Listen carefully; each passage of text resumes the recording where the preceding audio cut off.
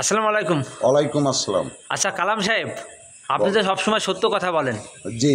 আচ্ছা এই যে কুমিল্লার যে ঘটনাটা ঘটেছে, এই মহিলায় যে ধর্ষণ হয়েছে, 5 জন মিলে ধর্ষণ করেছে, তা এই মহিলা আবার এই মামলা মূলত উঠিয়ে নিতে চাচ্ছে, সে মামলা করবে না আসামিদের। মূল কাহিনীটা কি একটু বলুন তো। এটা যখন আমি ওই ভিডিও দেখি তখন আমার খুব মানে দুঃখ হয়েছিল।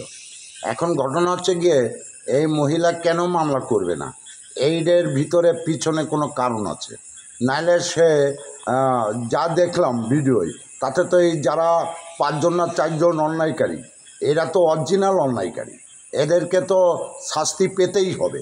মানে এই দেশের আইনে তাদের সাজা হওয়া উচিত, এটা আমি মনে করি। আচ্ছা এই যে 5 জনে মিলে ঘরের মধ্যেই মহিলাকে উলঙ্গ করে এই যে ভিডিও করলো এবং তাকে মারধর করে ধর্ষণ করলো, এটা তো জঘন্য কাজ করেছে।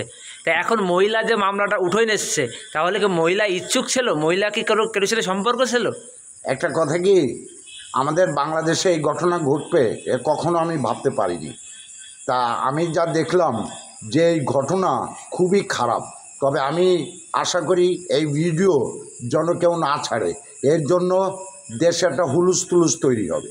আমি চাই ভালো হোক দেশের মানুষ।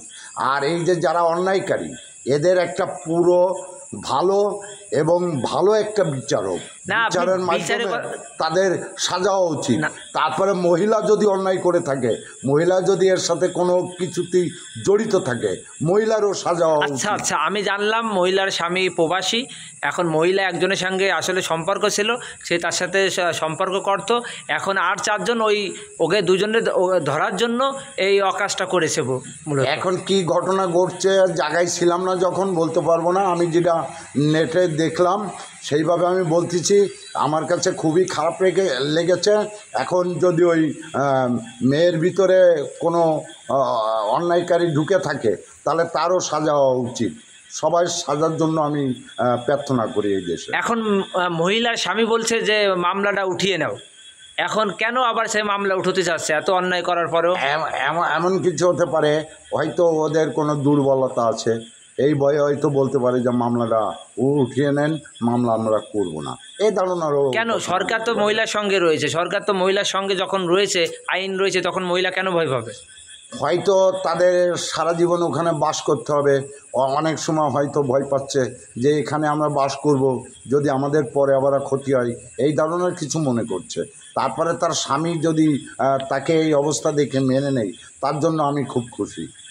এক কথা জনগণের উদ্দেশ্যে কি বলছেন এই ধর্ষকের বিষয়ে? জনগণকে আমি বলি যে এই ধারণার যাই ঘটুক, এই ধারণার অন্যায় কেউ করবেন না। সবাই মানুষ, মানুষকে মানুষ হয়ে ভালোবাসতে শিখেন।